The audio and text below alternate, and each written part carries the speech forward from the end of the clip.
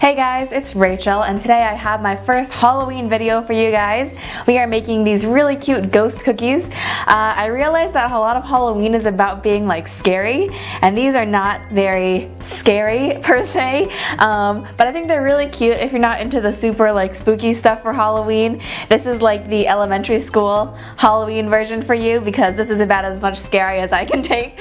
But yeah, these are really cute and they're really easy too, so let's get started. First off, you're going to need 2 sticks of softened butter, and just cream these until they get nice and smooth. Then we're going to add in 1 cup of sugar, and you guys know the drill, mix it in until it gets light and fluffy. Next up, we're going to add in 2 eggs one at a time and mix after each addition. This is a really great simple recipe that I've been using for a while now, and it's also really easy to double or half if you need to.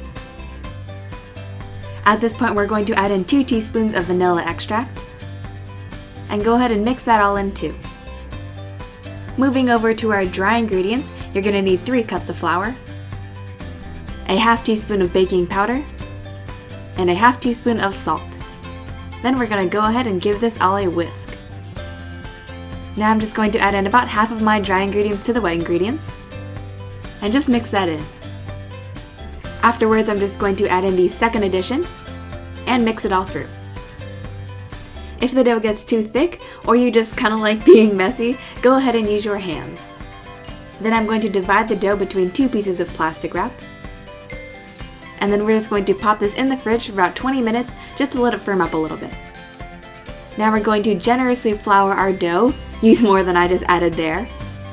And then I'm just going to roll this out until it gets to be about 1/8 of an inch thick. Then I'm going to take a tulip cookie cutter and go ahead and cut out our ghosts. I didn't have a ghost cookie cutter that was big enough for these, so I found that a tulip works really well. Then place your cookies on a parchment paper lined baking sheet, and I'm just taking a knife to cut off the stem, and smooth it out if you want to. Next, I'm taking an icing tip, and I'm just going to cut out 2 eyes. You could also use a big straw for this. And of course, make sure you only cut out eyes on half of your cookies, that way you have a top and a bottom to your cookie sandwich. Then we're just going to bake these off at 350 for 9 to 11 minutes. And once they come out of the oven, they should be just barely golden brown on the edges.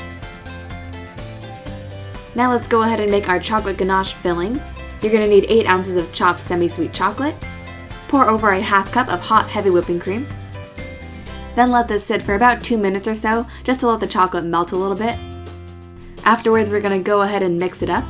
It's going to look really weird and grainy at first, but just keep mixing, give it a little more heat if you have to, and it'll eventually get nice and smooth. And here's a tip that I learned from watching Barefoot Contessa. If you add just a pinch of espresso powder to your chocolate ganache, it'll make it taste a lot richer and deeper, so it'll enhance the flavor of even a cheaper chocolate.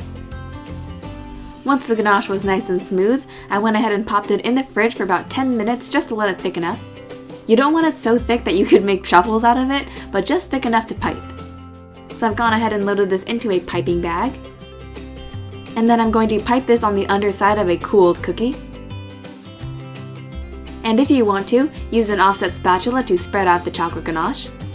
This is probably unnecessary, but it's kind of fun to do, I guess.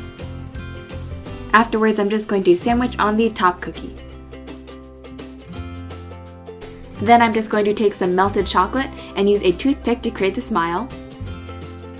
Afterwards, I'm just going to take some melted white chocolate and add on the pupils. And to finish it off, just a little bit more white chocolate to attach the cheeks, and I'm using some little heart sprinkles. And that's it. Alright guys, our ghost cookies are finished now, and these look really cute.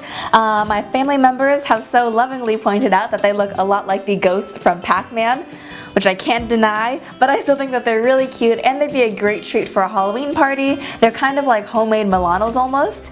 Anyways, I hope you guys enjoyed this video. Hope you're all having a good college app season, if that's possible, and I'll see you guys next time. Bye guys. Thanks so much for watching. Apologies, I didn't have time to film a second Halloween video, and I blame SAT subject test for that one, but I really hope you guys enjoyed watching this, and I'll talk to you all very soon. Bye guys.